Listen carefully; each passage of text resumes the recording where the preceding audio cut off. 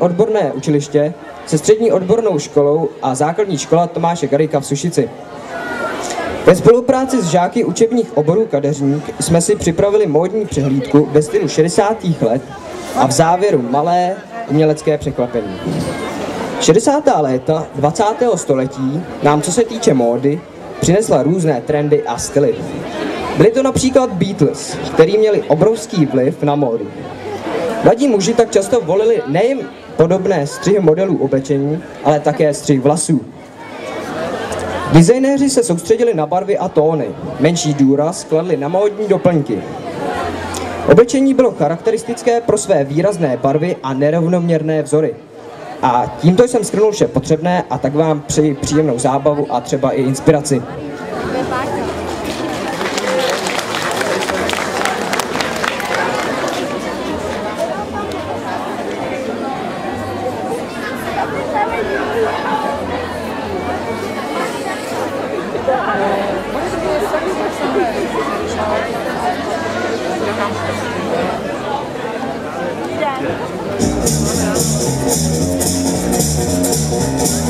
Gina, yeah,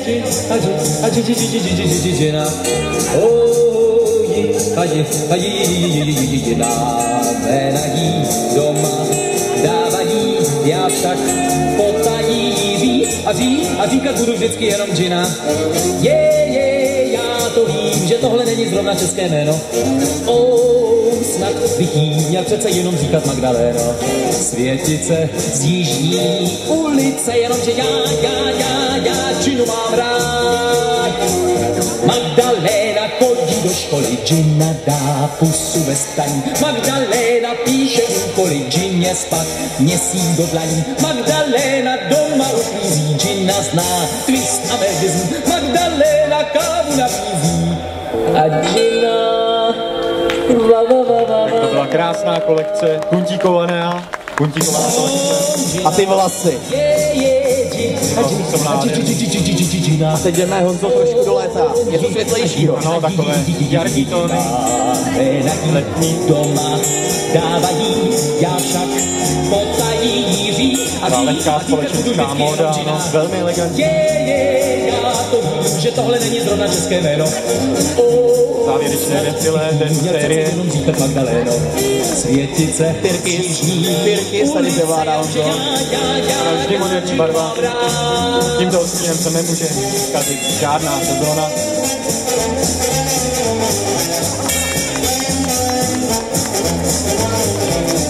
A stylový slunečníček doplňuje tuto Birkisovou kolekci.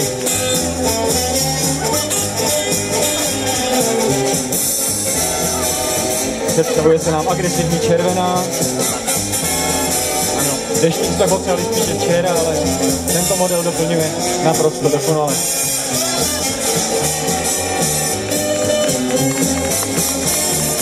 Magdaléna chodí do školy, Gina dá pusu bez paní. Magdaléna píše úkoly, Gině spát. Další ze série, tentokrát námořnický styl. Magdaléna doma uklízí, Gina zná twist a medicine. Magdaléna kávu nabízí a Gina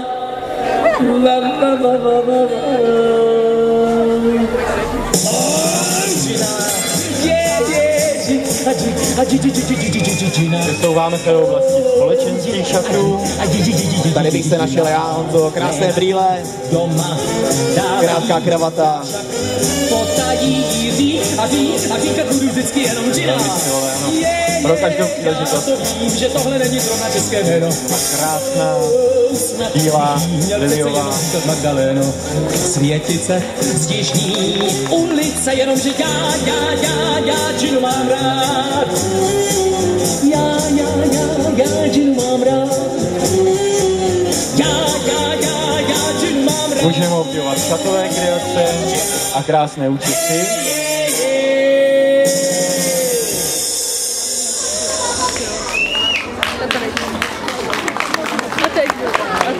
Tak a za malý moment bude pokračovat muzika.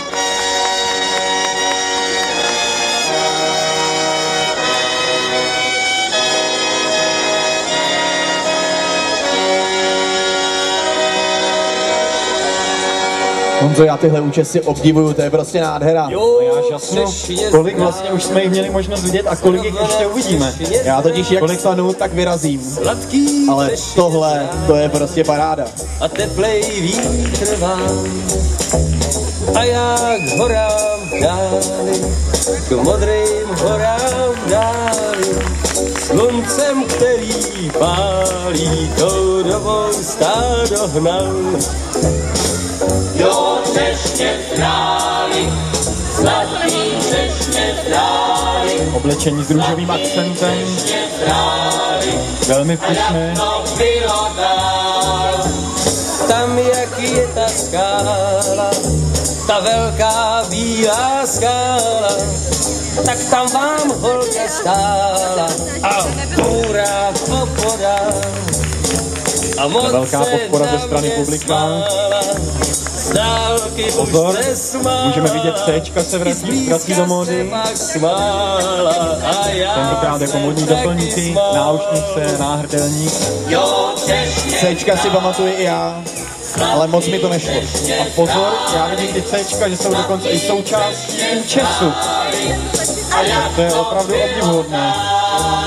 Řekla, že už dlouho mě má ráda, dlouho mě má ráda, dlouho mě má ráda, abych prej si jí vzal, ať nechám ty svý stáda, že léta pilně střádá, jen Představila se vám zelenkavá kolekce, Fialová pirueta.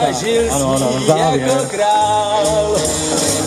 Jo, třešně králi, zlatý třešně králi, zlatý třešně králi. Vkusné šle, nádherné kšangy. Pokud je mi známo, já řek jenom To jsou pózy. dámo, Jedna radost. hezká dámo, zač bych potom stál.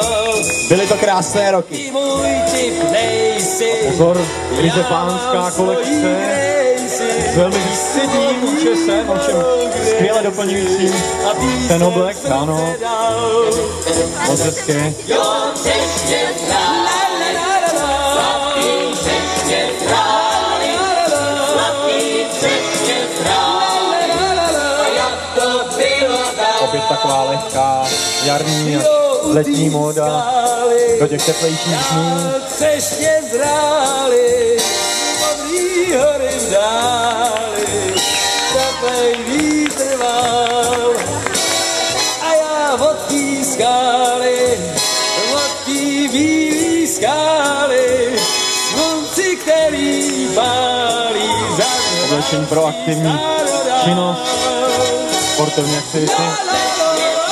Tady už takový kostýmek pro večerní slavnostní příležitost. No, opět řekněme takový vycházkový oblek, který krásně doplňuje tuto kolekci. stál.